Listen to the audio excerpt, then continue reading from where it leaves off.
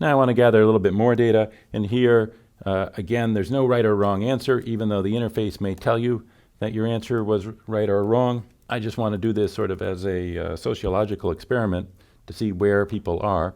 So just tell me what your crossover point is. Again, no right or wrong answer, but what's the number of dollars or euros, if you prefer that, at which you'd be indifferent between accepting this gamble and holding, and put that in as a integer number, not the number of millions. So if your crossover point is 1 million, write 1 million here, don't write 1.